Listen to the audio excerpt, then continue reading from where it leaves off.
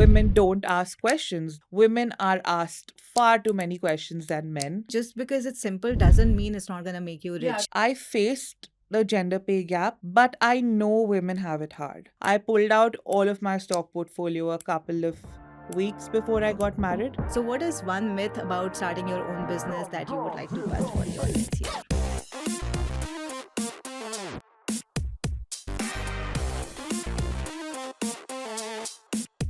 Hi everyone, welcome to another episode of Cashvisory podcast. I'm Arpita, the co-founder of Cashvisory, and we are on a mission to bring every young professional to their first investment. Today we have Dipika Jaikishan, the co-founder and chief operating officer of Basis. Her journey is one of innovation, perseverance, and her unwavering commitment to making finance engaging and accessible for women everywhere. Join us as we explore the milestones achieved, the challenges overcome, and the lessons learned in her remarkable journey. Hi, Arpita. Thank you, Arpita, and thank you, Cashvisory, for bringing me to this platform and making me a part of this meaningful conversation that I'm sure we're going to have. It's an absolute pleasure, Deepika. Let's deep dive into your background, your schooling days, and how Basis came into existence. Okay, I know every day and each day we're hearing about more young folk who want to become entrepreneurs. If the answer hoping to hear is that I knew I'm going to be an entrepreneur when I was an infant, no. No. It was very serendipitous. I had been in this space of wealth management early in my career before I even go back to my school and all of that. And I will talk in a few moments about how things came about with Hannah and me, who is my co founder at Basis. But I bring this up here because our relationship or our association started in school, and that was a big contributor to creating a basis early on in school. I think the only exposure that one has to money, and I remember this so clearly. Back then we would get a scoop of ice cream for $5 and on Wednesdays only, and getting that 5 rupees was so important. And of course back then there was no understanding or concept or even like exposure to things like inflation, etc., right? But now I know for folks who might be listening to this podcast, even listening to a 5 rupees for a scoop of ice cream, Yeah. they must be laughing that what is she talking about? Because but now when I look at stuff and the kind of inflation that things have been affected by, it's incredible, right? Which is why I think I wish if there was one thing I could have changed about my schooling journey, I wish there was some exposure to money Yeah. beyond compound interest and simple interest, and some understanding of, okay, this is what things look like now, not making it overcomplicated for you, but this is what it'll look like in the future. I think even our entrepreneurial journey really stemmed from all these gaps, right? Gaps that existed in the way we were getting access to money, gaps that existed in the way that we were spending money, and just the knowledge that we wish we had gotten sooner. Absolutely, Deepika. I think that's something I can very strongly relate to, and that 5 rupees scoop of ice cream definitely. But yeah, there's this one topic that's not at all covered during our schooling days, which is one of the most important skills you need once you start earning and managing your own money. So financial literacy was a gap that we have seen throughout our schooling days, and that has unfortunately not changed even today. Yeah. In fact, what our experience has been talking to young professionals is that they are very interested to learn more and to implement all this knowledge. There is in fact a widespread notion that youngsters are not into finances and they Yeah. don't plan. What we have experienced as we do a lot of these sessions with young professionals, that there is a lot of interest, there's a lot of intent. In fact, when we do sessions, we ask this room full of people, I say, how many of you have an account, investment account or a demat account? More than 60% of the people would actually raise their hands. Yeah. And then we go into how many of you have made your first investments. And then that number drops to less than 20 or even sometimes 10%. Yeah. And we see that there's this huge gap of people who have the intent, but they lack that know-how and guidance. And I think Yeah. somewhere deep down, it's because of this lack of education, Yeah. that's not been there. So, since we are on this topic of, financial literacy, financial education, your startup Basis has been focusing specifically on financial literacy of women. Yeah. Would you like to share more how you, figured out this niche or this specific sector you wanted to get into? I think just this aspect of women came very early on because I am surrounded by women in my life. My maternal side of my family is the force behind me, my mom and her sisters, and each of them have had very different journeys with money. Ours, when I say ours, my family's and mine, being the one that probably influenced me the largest. I lost my dad when I just turned 13, and that was a tough one, right? Of course, at that point you're not thinking money, you're not thinking about consequences of the financial loss of this person's life, because those are concepts that I learned only much later when I was studying finance courses, that there is a human life value Yeah. in insurance, which of course I didn't know earlier, and I didn't know the consequences of what this earning member's life's loss means to, a young woman and teenagers that she Yeah. is having to raise. And as things turned out, of course, there was, and I was telling you all earlier, there was, when there was some amount of money, there was this uncle who walked home with this book, and he had this magazine of mutual funds and interest rates written on it. And this is what you will earn, and that is what you will earn. It looks all, it looks so rosy. And my mom did put aside some money. And of course, soon after that, he disappeared. And by the time we had the realization that, where is that money at, has it grown, what has happened, some part of that money had also been eroded, because the choice of investments that were made were totally misaligned Hmm. to what my mom needed in her life. As a young widow with two children, she needed more guidance in terms of, hey, at this point, they will be need to be educated for their undergrad or for their postgrad, or you will reach a point where there will be your retirement, etc. That didn't happen. So when I had an early understanding of these concepts, there was this thought that, yes, if I know this, and if I know that this gap exists for women, I probably will be better placed to be able to, fill that gap and to create, investors who are women who know exactly what we're doing with our money. So even when I was in my wealth profession, invariably was handling portfolios of women and across the spectrum, right? Young women who are choosing to remain single, women who are married in incredible marriages, but still wanting to keep some part of their investment separate, understand things deeply, do things for themselves, for their kids, etc. Women going through separations and conversations which I didn't think I would have, that how much alimony should I be claiming? Uh, you know, you don't realize until then that is a financial calculation.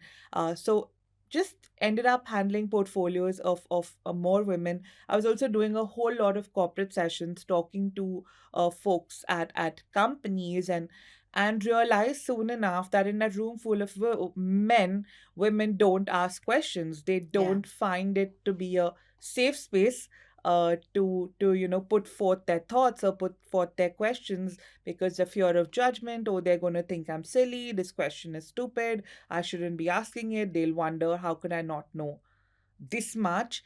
And at the right point, when Hannah and I started talking, we realized that with our individual expertise, and if we got together to bring something like Basis onto create a platform like Basis, there would be women who are very receptive to it, who will find this safe space, who will, benefit from the community, who will benefit from the guidance that they'll get on their money. That's amazing. First of all, thank you, Deepika, for sharing so much of personal stories. I think, um, it's touching, and also it's incredibly inspirational to see how one a tragic experience in life, how it transformed into something so meaningful and purpose driven. That's something I can very strongly resonate to, because my personal experience has been very similar in my own family. Most of the finances were actually handled by my mother, but my father was the main so-called breadwinner of the family, and a lot of wrong decisions made along the way. And that I'm talking about a couple of decades ago, Yeah. when of course so much of finance talk, or even all these apps and internet that you have, the accessibility was not there. So my mother, the only source of knowledge or information for her were uncles, aunties, and like Yeah. completely I would say that unqualified Yeah. sources, right? And of course those financial mistakes cost us a lot of things in life.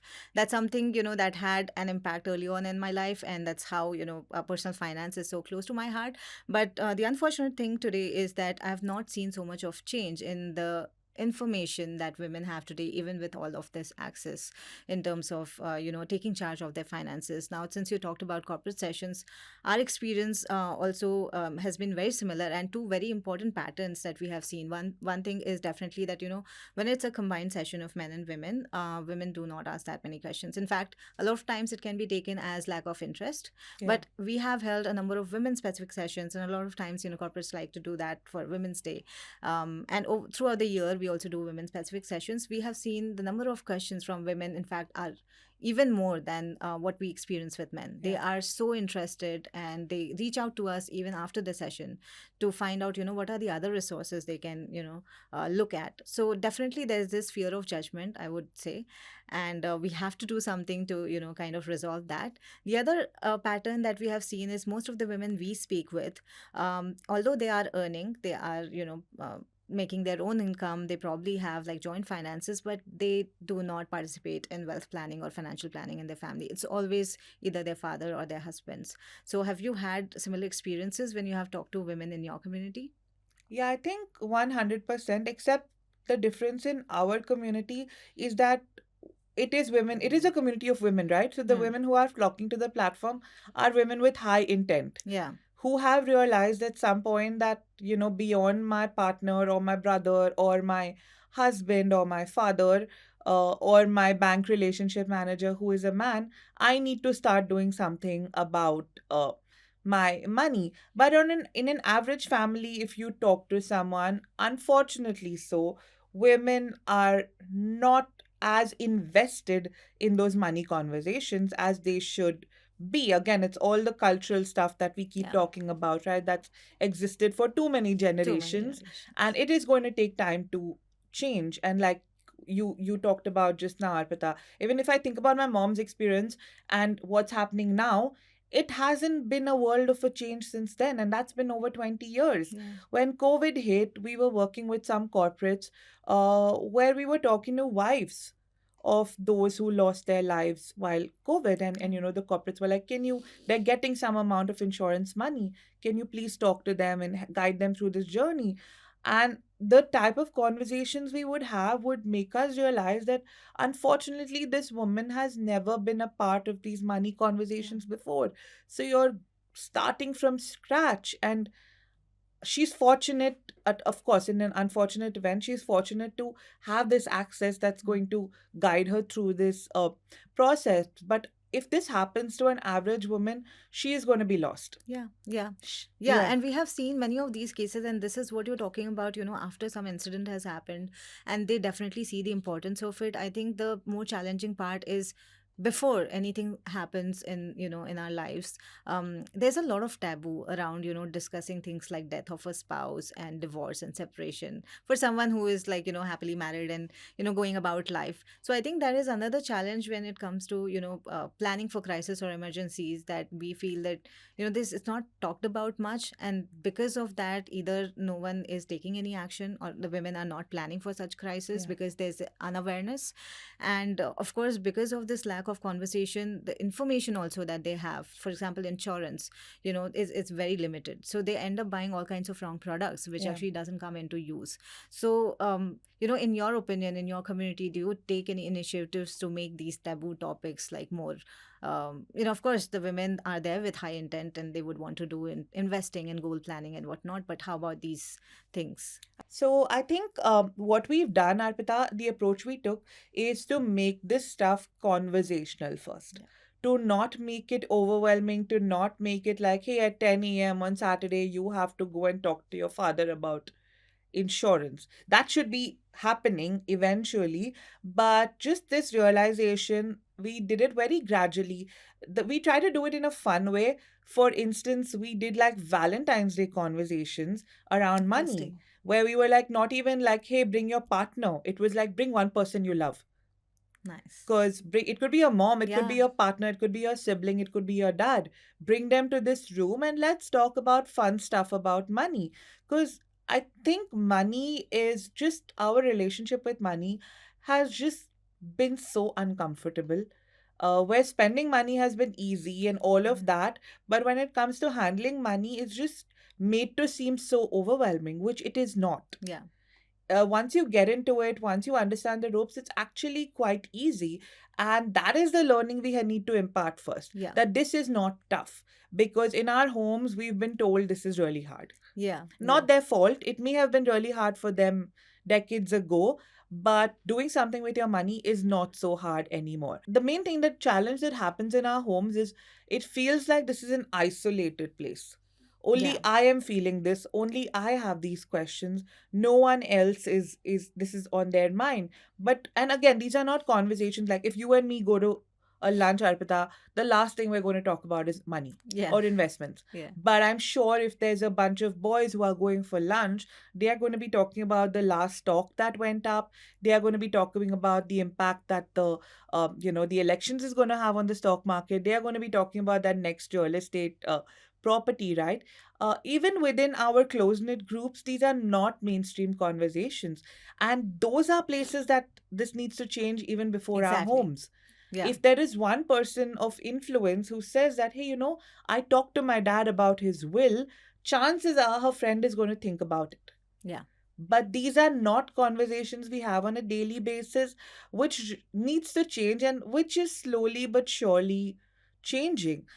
Yeah, yeah, absolutely. I think very good point. I think one major myth we really need to bust is that this is complicated, and especially for women. I think there's been a lot of conditioning and things being told, but I think once you get started, is as simple as anything else that we do in life. In fact, I feel women handle many more complicated issues than just simple investments. At least there's a science behind it. There's a particular logic you can follow. Yeah. The kind of things we handle in life, the different relationships women handle at work and at home, they do not come with any science, and we Yeah. know we manage it perfectly well. Coming back to your entrepreneurial journey, can you share your roller coaster moment where you first stepped into entrepreneurship and you decided this is it, this is what I want to do? I think the realization came when in a job you realize that there's only that much that's in your control, and there's only that much impact that you can create, versus if I was doing this on my own and if I was in control of the decisions, then I would do this a little differently. Again, when you're in a job, I can't say, hey, I want to focus on women and this is where my heart is at. This is where, also for a business, women are 50% of our population, right? It's a $30 billion market in the next couple of years, just women and money. And if you're ignoring that market, you're really it's a huge loss for Yeah. anyone. Yeah. But except from a spending perspective, women are not looked at.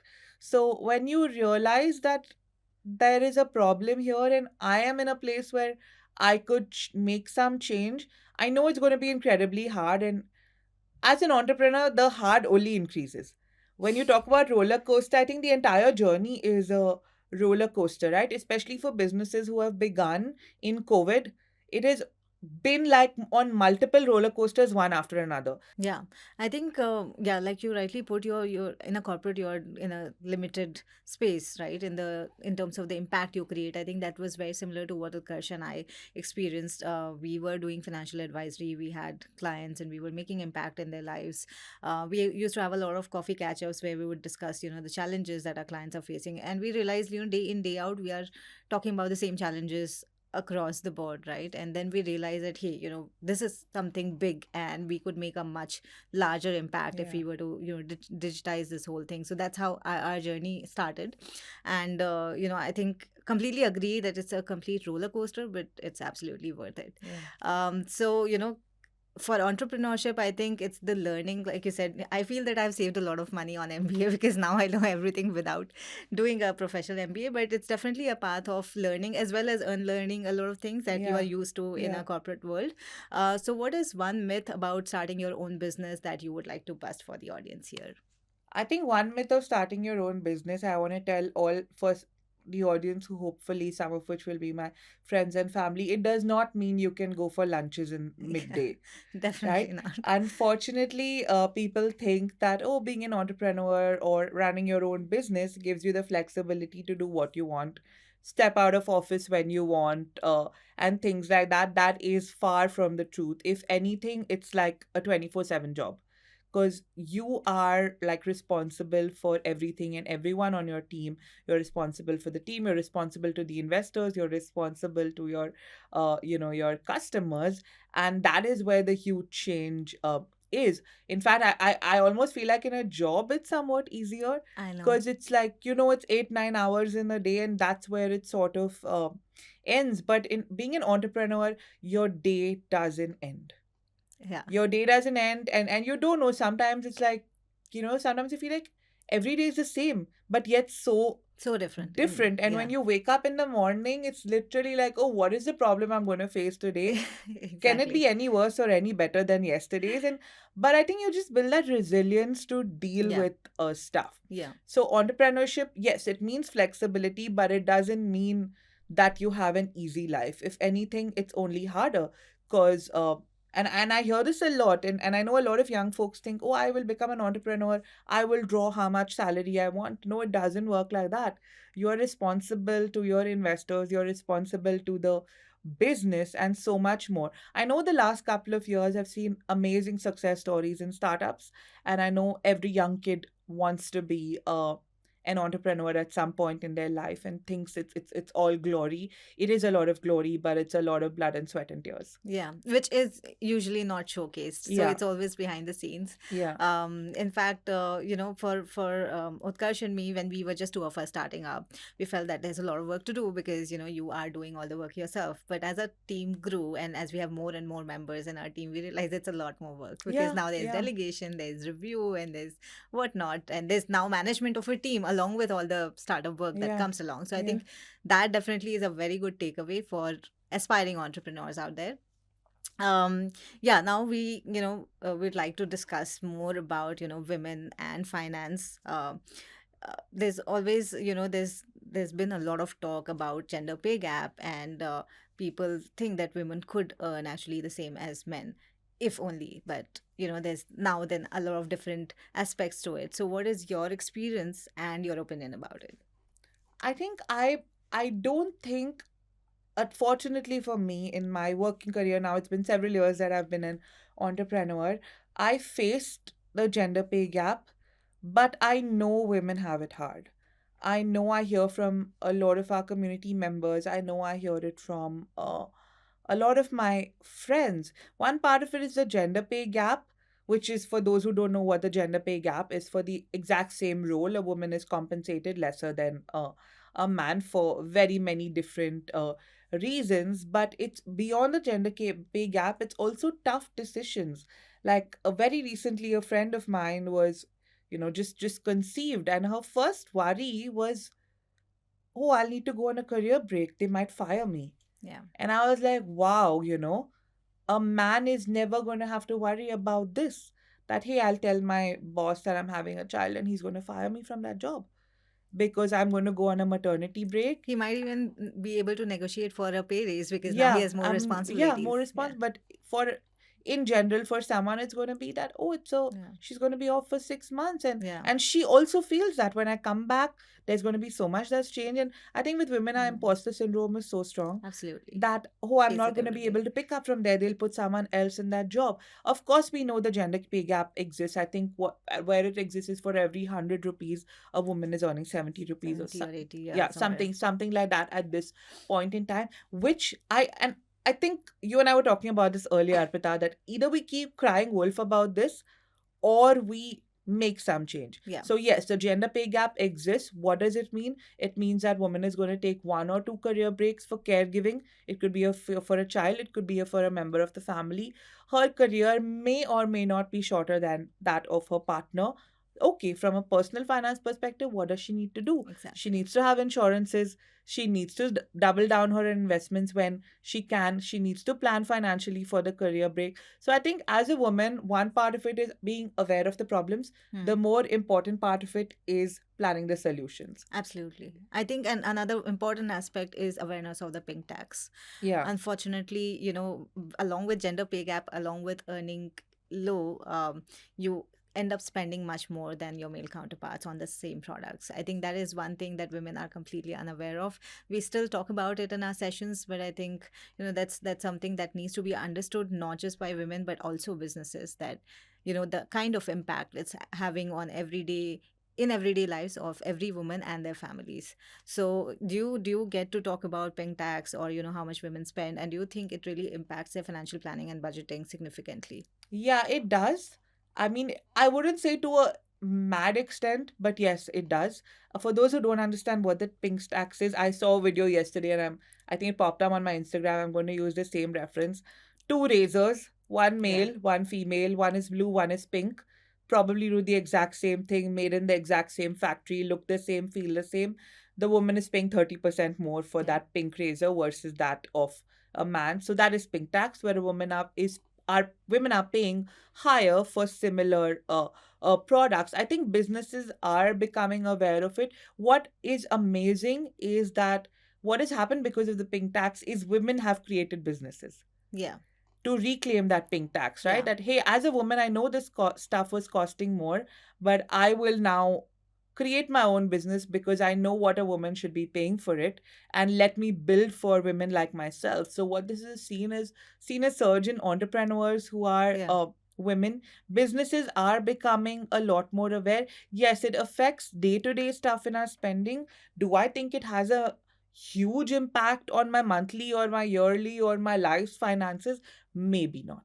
yeah. And especially for certain income range, after a certain income range that you hit, I Yeah, don't think the impact is all that much, yeah, because these are on day-to-day utility items. But definitely for lower income families, it might again. yeah. But very very good point we're at is on the entrepreneurship for women, because my next part was going to be about that. As a woman entrepreneur, and especially in finance, what are the unique challenges you face, and what would you suggest for women facing similar challenges, to the steps that they can take to go about it and to overcome some of these? I think the first challenge is creating a support system, right? And that support system extends beyond your family.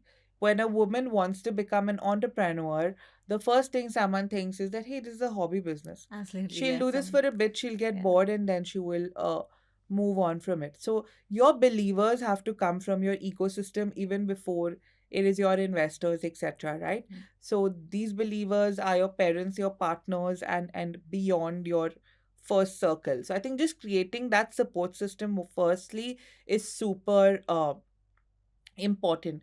And as a woman, I think having the clarity on what, of course, there's a for profit angle to all our businesses, but if what is the impact you're trying to create, right? Unfortunately, women are asked far too many questions than men when it comes to building a business. Exact same business a man is building, a woman is building, she's going to be asked a lot more questions just by virtue of her gender. Let's accept that. yeah, Firstly, and what can you do? Prepare for all those answers. yeah, That is the solution, right? I think with women, the whole approach that has to be taken is the problem and solution mindset. So, as women, I think just having the clarity, because there are financial consequences of an entrepreneurial journey. yeah, Starting with, you and I know this, you're not going to be paid from day yeah, one. You should be. I think what I'm recently hearing and seeing also is women entrepreneurs are compensating themselves far lower than a male counterpart would do in a similar business. No, this is my business. This is my baby. I'm building it. It's okay. I'll take the money later. I'll take it when we raise our next round. I'll take it after that. I'll take it in the form of a bonus. I'll take it as equity in my business. But if the business doesn't work, your money doesn't mean anything.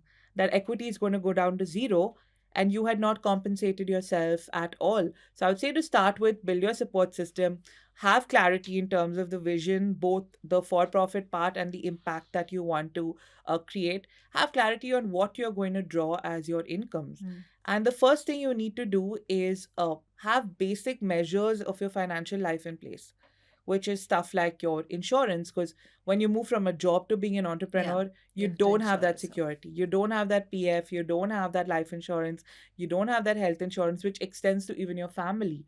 So those are gaps that people don't talk about, and those are first things that you need to put in place. Yeah, especially for women entrepreneurs, I think clarity on these matters are very important because it's been seen that as an entrepreneur, women face many more questions. Having their first fundraise is also much more difficult for them. So, how do you think representation of women in the leadership positions in the venture world, in the venture capital ecosystem, how significantly it will impact fundraising for women founded startups and especially completely women founded startups? I think things are changing. There is some representation of women this uh, in this space now, and I know slowly but surely it will only increase. But I think unfortunately the gaps that exist are much deeper. The gaps that exist are, first of all, male VCs not understanding that this is a problem. I Yeah. think the answer is not in hiring more women. Yes, that's going to solve a part of the problem, but male VCs not understanding that this is a problem in itself.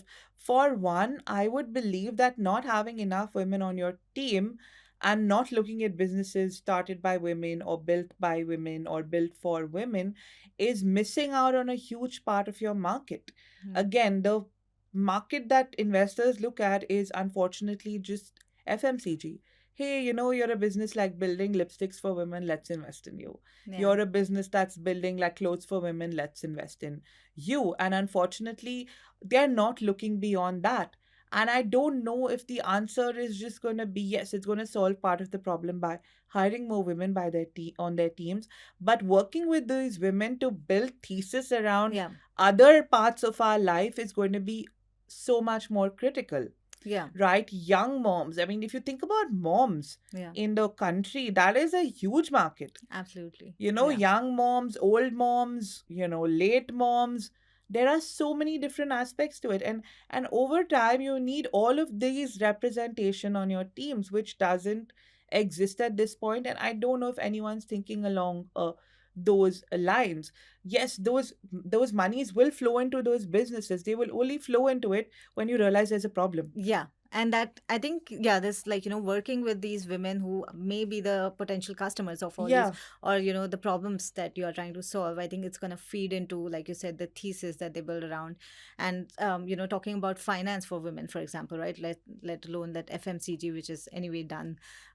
It's been being done for very long. But even things like businesses focused on finance for women, it's not an impact startup. Sure, it's creating a huge impact. I think there's a real business case around it. Like Yeah. you said, there's a huge market out there, and so many women are going to participate in building their assets and in the future of, I think, wealth tech, which needs to be there. So I think in understanding the importance of this market and the problems that women are facing and the solutions that can come will only happen when investors and the whole ecosystem has more and more women working within the team, and of course outside they need much more Yeah, interaction. yeah. I mean, we've all heard, oh, less than 2% capital goes Yeah. to women. I mean, these numbers have been discussed for Yeah. years now. But yes, what can you do about it? What can we do about it? I think these are conversations. If you have a friend who's an analyst at a VC firm, talk to him about it. That is stuff that we need to make Yeah. more mainstream. Yeah. Okay. Now coming to your personal journey in your, financial planning, what is, how has your strategy in terms of your personal investments, how has that evolved over the years? What are the principles you've followed, and would you recommend some of those principles to women investors out there? I think to start with, keep it simple. I know this has been overused and underdone, but keep it simple. I'm a big believer in mutual funds. In fact, I keep saying this a lot in my sessions and otherwise. I pulled out all of my stock portfolio a couple of weeks before I got married Okay.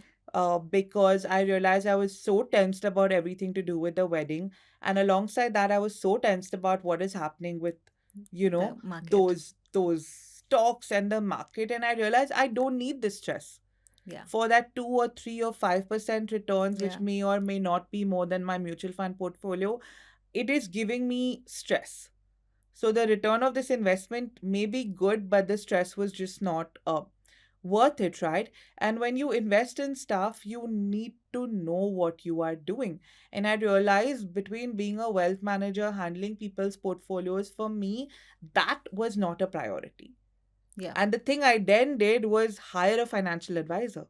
Because people think that financial advisors know everything. They must be doing an amazing job with their money. Yes, we do a good job, but we also need people who hold Yeah. us accountable Yeah. and who guide us through our journeys. So I would say keep it simple and work with professionals. Yeah. Yes, our families have the greatest intent for us.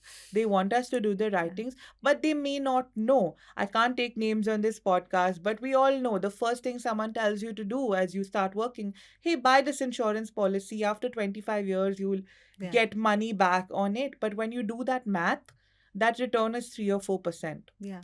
The easiest thing that you could do when you start working as a young professional woman is A, find out from your company what are the benefits they give you. B is start an SIP. Yeah. I give this is the silliest way to do it, but it is so effective.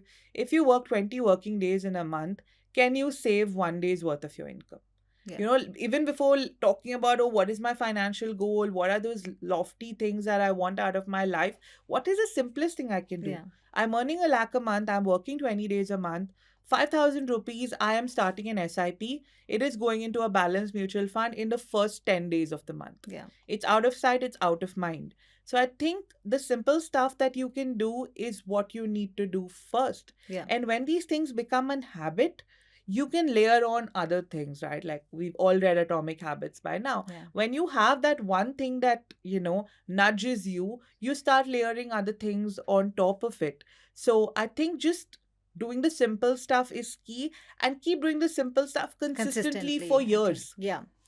I think what needs to be told to people more and more is that we keep recommending mutual funds and SIPs all the time, but I think most of the time people feel it's too simple to be true. This can't be it. We have all kinds of questions during our sessions talking about, what is the best way, what else can I do, alternate investment, AIFs. Even being a professional, I have not gotten into that, to be Yeah, honest. yeah. You just don't have the bandwidth, and I think it's much more sophisticated for an average Joe, right?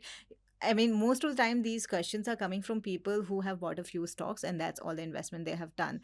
What they Also feel, men. also men, yeah, definitely. It's not limited to Yeah. women, right? So they will be talking about, startup investments or AIFs and whatnot, cryptocurrency. And I'm like, get started with your SIP Yeah. first, right? I think what they really need to know is that, yes, it's simple, but if you do it consistently over a period of time, the impact of compounding, it actually leads to a much bigger impact and much better result than your very sophisticated stock trading on a daily basis, and especially for someone who is not a professional trader. So I think just because it's simple doesn't mean it's not going to make you Yeah, rich. just because it's simple, it doesn't Yeah, mean it's ineffective. it's not exactly If right. anything, it's the opposite. It's the It's opposite, and simple it, and yeah, super effective and super super. effective. And I think most of financial planning, or even like achieving your financial goals, is more about discipline than anything else. If you just follow a certain discipline consistently over a period of 10 years, 20 years, it will take you a long way compared to someone who has done something very fancy for a few years and then just let go, right? Yeah, and I think don't overcomplicate stuff, Exactly. right? Fortunately, in the current environment, we have access to a lot, Yeah. which also could become an issue where it's Yeah. like paralysis of analysis, Yeah. where you're analyzing too much. Like 2 days ago, a cousin called me and he was like, I am investing in, I realize, you told me these two funds, I'm investing in these two funds. I have realized there's an overlap in a banking stock.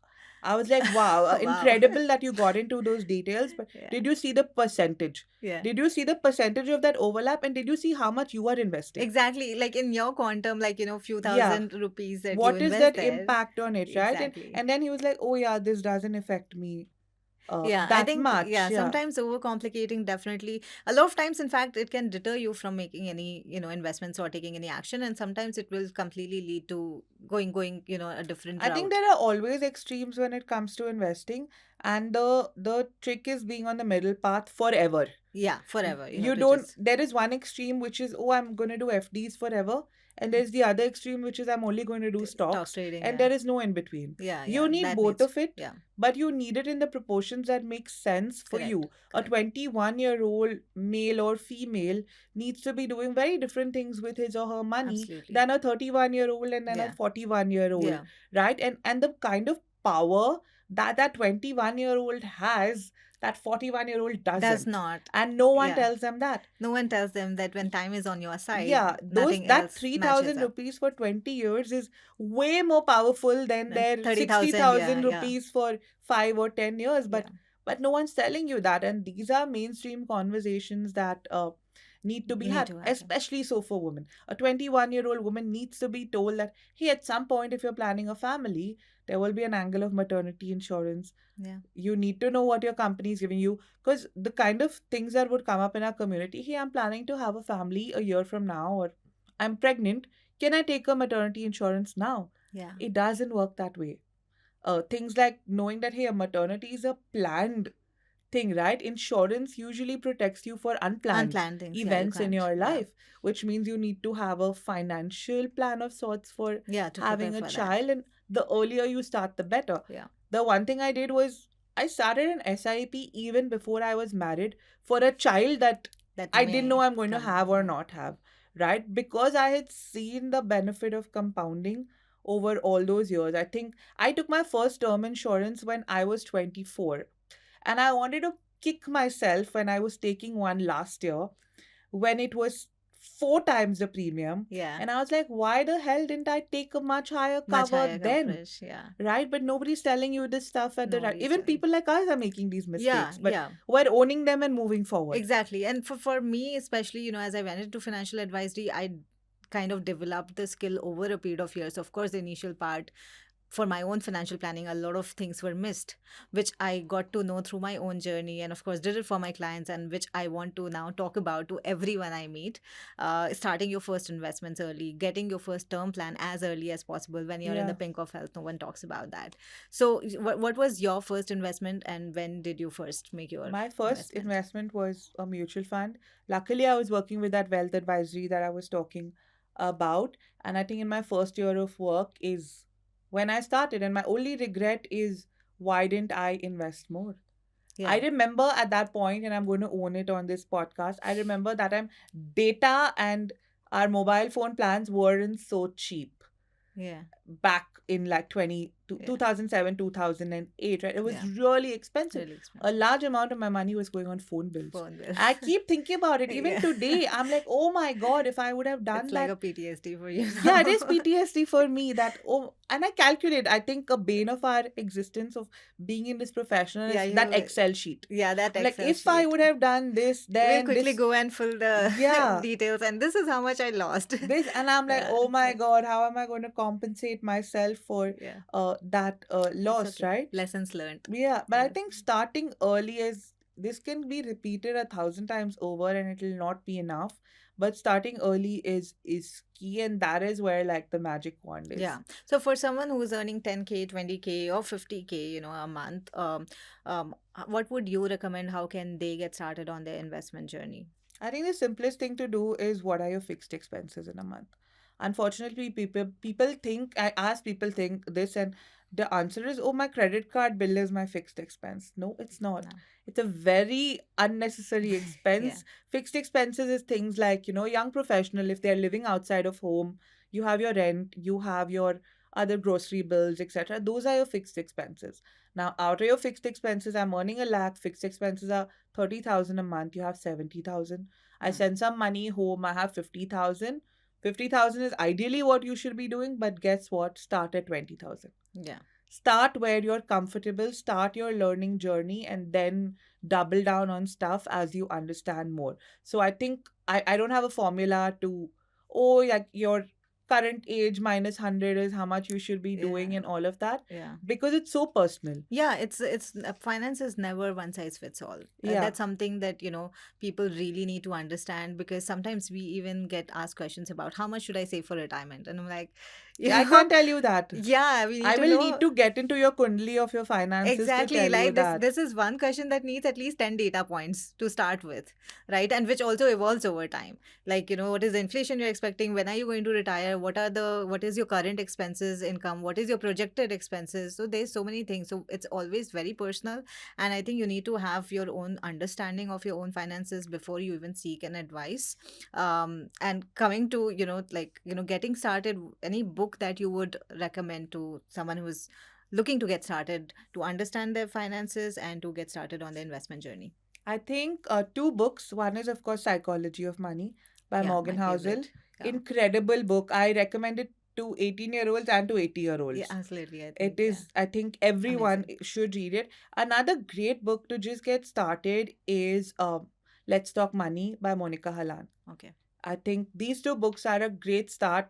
Not just a great start, I think I keep rereading Yeah, them. yeah. They have a lot Like of important they're points that's applicable throughout your life. yeah, yeah. What is one life mantra that you abide by religiously? Oh my God, this is a tough. Uh, oh, this is a very tough one. I think one that I abide by religiously and I remind myself every day is don't be your own enemy. Right. I know this may not sound contextual to this, but I think it affects us in so many different ways, right? Our minds can become a really messy place, Yeah. and we can get in our own way. Yeah. Of course, I think people, we talk to them and they're all the time saying things like, oh, at my company this happened and that happened, at home this happened, that happened. But you just forget the chatter that happens in your own mind. So don't get in your own way. Even with investments, I think this imposter syndrome sinks in very early that, oh, I don't know this, I don't understand it. What happens then? You don't do anything about it. Yeah. So don't get in your own way, right? Like, what, okay, there is a problem. Let me learn. Let me read a couple of things. Let me talk to people who know this stuff and let me move forward. Because being your own enemy is really under said and this is what I've learned over the years when I talk to a bunch of people, right? The progress that may not have happened in life is not because life got in our way, but because we We got in got our in our own own way. way, And definitely. don't be that person for yourself, right? In if anything, you be your own best friend and cheerleader. Yeah, yeah, I think that's very important, especially for women. I think imposter syndrome is widely seen. And so, as an entrepreneur, how, especially for women entrepreneurs out there, how important do you think is family support and what role it plays in your entire entrepreneurial journey? I think it is incredibly important to have them on your side, right? The reason, both Hannah and I could, jump into this entrepreneurship journey is because our partners and parents supported us. And for me personally, also a huge financial aspect of it was the fact that my husband loves his job, has been there for over a decade now. And there was also that we know that as an entrepreneur, things are going to be so the roller coaster that we were Yeah, talking about, right? Which is also financial. You need that fixed income coming in, and one person has to be able to support that. I've seen in traditional equations, the male is becoming the entrepreneur yeah, and the woman is working in and supporting the family and savings and kids' education. But I saw the reverse happen with us and yeah, it worked out well. But that is because you have that person yeah, on your side. And certain things will not work out the way it works out in jobs, right? Like my daughter's going to be 2 very soon in a couple of weeks from now. Uh, my maternity break was like 2 months or even right. lesser than that. It wasn't a break It even. wasn't, I don't think you can You completely can't, disconnect you from your cannot own business. disconnect, Yeah. right? So people were like, oh, you don't have a 6-month break. I was like, this is your own company. That whole aspect, there's myths about, All the more you cannot take a yeah, all the break. more you cannot take a break, right? So having this village by your side is super important. In fact, at that point, I used to live in Koramangala. I moved to Hebal to be close to my mom. So Yeah. there will be massive changes you need to make into your in your life, but you need to, really weigh the costs of everything.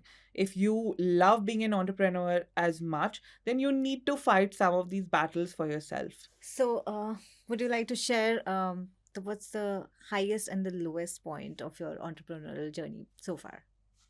I think the highest point in my entrepreneurial journey, and people might find this even funny, is one experiment that we ran some time ago, where we were. It was like one of those, as entrepreneurs and as businesses, you're running experiments all the time, right? It was a financial advisory thing. We did it with someone who, as a person to deal with, was super difficult. There were moments in our conversation where I would be like, I can't do this with you, let's not do this. I don't think this is a right match. And it was one of those tough relationships which we got over, guided her, did stuff, and over time we lost touch. Okay. Okay, and she wrote us an email a couple of months ago about how thankful she was for what we had done. That's And that her portfolio is now at this place, and she was so thankful that we had those conversations and the way they turned out, and we saw that through, and what she did with her money and where it's at now. So while we've built an incredible community of 160,000 women and all of those numbers, it's these these smallest stories. moments which are your highest highs, right? Or are like two of our leads in our company getting into the biggest business schools and engineering schools in the world. Someone would be like, hey, why are you letting your team member go? Yeah. Or why are you so excited for them going to B school? But for us, we have played such an important part of their life's journey. As an entrepreneur, you can be very selfish. But I think the learning is that you all have to grow together. Yeah. And unfortunately, it would mean at certain points, those growth paths will be very different.